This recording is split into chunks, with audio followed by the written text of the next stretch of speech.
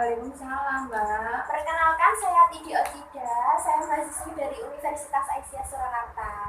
Di sini saya akan memberikan pendidikan kesehatan mengenai nutrisi pada anak ya, Ibu. Ya. Sebelumnya bisa sebutkan nama dan juga umurnya, Ibu. Nama saya Wulan, umur saya 30 tahun. Lalu dengan anaknya ya, Ibu. Iya. Namanya? Namanya Lintang. Usianya? 6 tahun. 6 tahun. Jadi gini ya, Bu, saya mau memberikan ini karena tugas dari kampus. Apakah Ibu bersedia? Iya. Apakah Ibu siap? Siap. Saya mulai sekarang ya, Ibu. Ya. Yang pertama yaitu nutrisi atau gizi. Jadi nutrisi atau gizi adalah bahan organik dan anorganik yang terdapat dalam makanan yaitu yang dibutuhkan oleh tumbuh kembang anak agar dapat berfungsi dengan baik. Ya. Ibu sudah paham? Lalu selanjutnya kebutuhan nutrisi pada bayi. Kalau 0 sampai 6 bulan itu 2 tahun pertama kehidupan anak dapat tercapai optimal apabila ditunjang dengan asupan nutrisi yang tepat sejak lahir. Jadi ASI itu sangat penting karena mengandung banyak sekali manfaatnya, Ibu, termasuk protein, laktosa, dan garam-garam organik yang disekresi di dalamnya dan juga sebagai makanan utama bagi si bayi.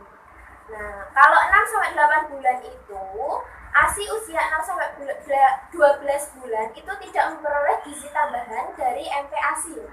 Jadi mengakibatkan gangguan pertumbuhan dan juga kurang gizi. Selanjutnya kalau 8 sampai 12 tahun itu energi dan juga protein itu berpengaruh sekali bagi pertumbuhan anak dan juga daya tahan tubuh si anak sendiri. Selanjutnya yaitu kebutuhan nutrisi pada usia toddler ya, Bu. Nah, anak usia toddler memiliki ciri khas yaitu bergerak terus, tidak bisa diam, tidak bisa diajak duduk ya, Bu. Jadi aktif sekali pada usia toddler ini. Jadi pada usia pertumbuhannya itu sedikit lambat sehingga kebutuhan nutrisi dan kalori itu akan menurun. Nah, selanjutnya itu kebutuhan pada usia balita. Faktor nutrisi itu berpengaruh besar terhadap perkembangan kecerdasan selama masa cepat tumbuh kembang atau growth spurt dari kelahiran sampai bayi usia 18 bulan.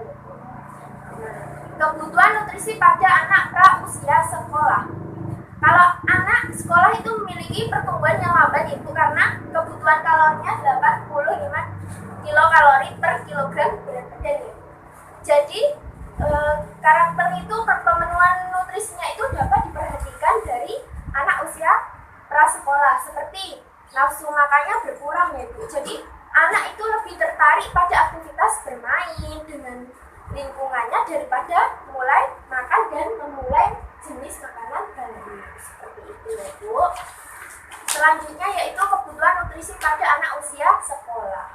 Memasuki anak usia sekolah itu akan mengalami perubahan pola makan yang cukup penting karena sebelumnya itu sebagian besar kegiatan dilakukan bersama di rumah, namun sekarang dihabiskan bersama teman-temannya. Jadi anak itu lebih suka bermain bersama teman-temannya seperti itu. Jadi kalau selanjutnya itu kebutuhan nutrisi pada remaja. Nah, remaja ini masih mengalami masa pertumbuhan sehingga tubuhnya itu melakukan aktivitas yang lebih tinggi daripada usia sebelumnya sehingga dapat memerlukan energi yang lebih banyak seperti itu ya. Nah, remaja ini juga perlu mendapat perhatian karena kebutuhan nutrisinya yang meningkat karena adanya peningkatan pertumbuhan fisik dan perkembangan. Jadi pada usia remaja ini masih sangat adanya peningkatan pertumbuhan dan juga perkembangan.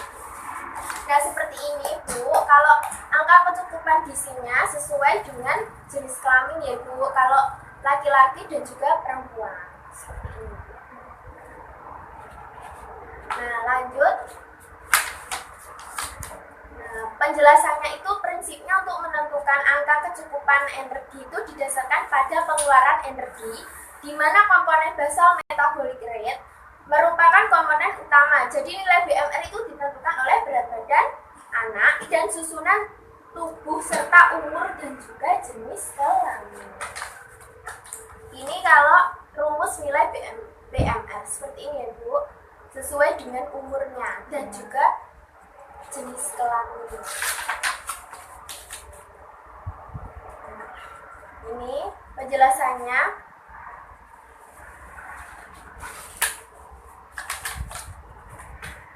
Nah ini kalau untuk orang dewasa seperti ini ya Bu, energi dan juga protein di indikator tingkat itu.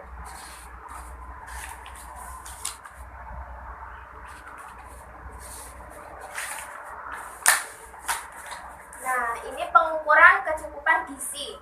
Nah pengukuran kecukupan gizi itu ada kebutuhan gizi makro ya Bu. Jadi kebutuhan gizi makro itu gizi yang dibutuhkan dalam jumlah yang besar oleh tubuh. Sehingga yang termasuk gizi makro itu karbohidrat, protein, lemak. Nah, jika membicarakan tentang kebutuhan gizi makro, biasanya ada istilah lain yang disebutkan, yaitu kebutuhan energi. Energi ini dihitung dengan rumus untuk memperkirakannya. Salah satunya rumus Harris-Benedict. Seperti itu.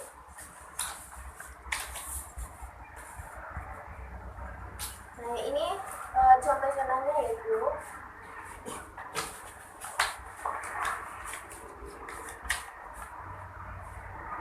nah ini adalah contohnya, saya bacakan satu aja Ibu. Contoh jika hasil dari kalkulator kebutuhan kalori yaitu 2000, maka kebutuhan kalori 15% kali 2000 kalori sama dengan 300 kalori. Nah, diubah menjadi gram Bu dengan cara kalori protein dibagi 4. Hasilnya itu 75 gram protein. Ini untuk protein Bu. Dan ini untuk lemak, karbohidrat. Nah, kesimpulannya itu juga berdasarkan hitungan-hitungan yang tertera seperti itu Bu. Nah, ini contoh makanan yang dihindari dan juga makanan yang dianjurkan ya Bu. Contoh makanan yang dianjurkan itu seperti karbohidrat, nasi, roti, sereal, kentang, atau mie.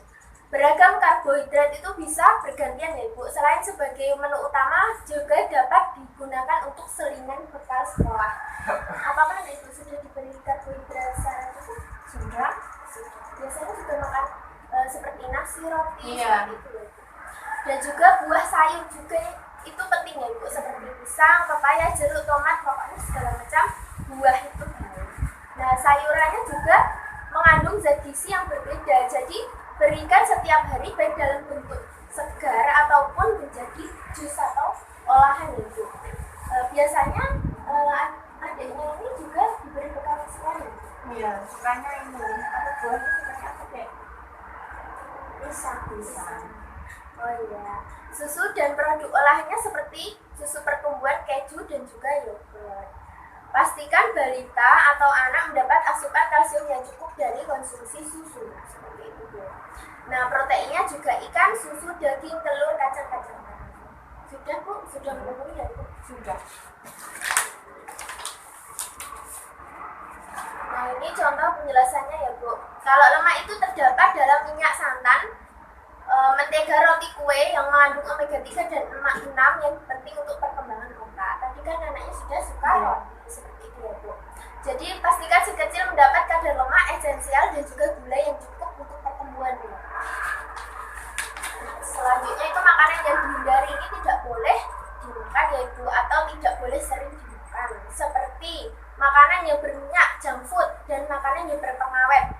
Nah, selanjutnya itu penggunaan garam bila diperlukan sebaiknya digunakan dalam jumlah sedikit. Garam yang beriodium yang baik untuk kesehatan itu perlu dipilih dan dipilah ya Bu. Jadi tidak semua jenis garam itu baik, seperti itu. Nah, selanjutnya itu jajanan di pinggir jalan ya Bu, itu juga kurang sehat untuk kesehatan anak sendiri ya Bu. Jadi dikurangi untuk memberikan jajanan-jajanan di luar atau di pinggir jalan itu kan tidak terjamin kesehatan dan juga keamanannya juga ya Bu. Biasanya anaknya lalu dibekali atau dikasih uang saku lalu jajan atau Biasanya bekal ya. berarti mengutamakan masakan rumah. Iya. Oh iya, selanjutnya itu telur dan juga kerang. Nah ini biasanya menimbulkan alergi bahkan keracunan bila tidak memilih yang segar dan salah mengolah. Jadi harus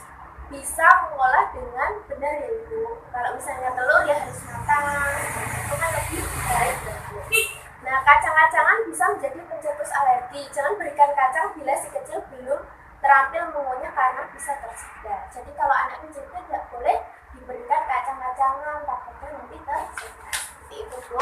Ini sudah selesai dari saya. Apakah ada yang ditanyakan, Bu? Tidak. Saya review kembali ya, Ibu. Ibu sudah tahu apa makanan yang dianjurkan? Ya, makanan yang bukan seperti karbohidrat itu nasi, roti, terus sayur-sayuran, hijau, buah-buahan, baik segar atau dibuat jus, terus susu.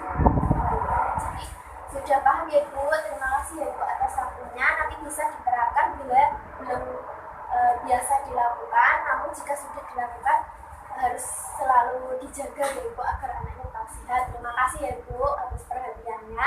Dan juga ini ada leaflet bisa dibaca di rumah kalau misalnya masih ada bingung atau mau dikasih tahu untuk keluarga yang lain dalam pemenuhan nutrisi anak itu. Ya. Ini sama seperti ini, itu hanya papianan saja yang berbentuk seperti leaflet agar lebih praktis begitu, Bu. Terima kasih ya, Bu. Assalamualaikum. Waalaikumsalam.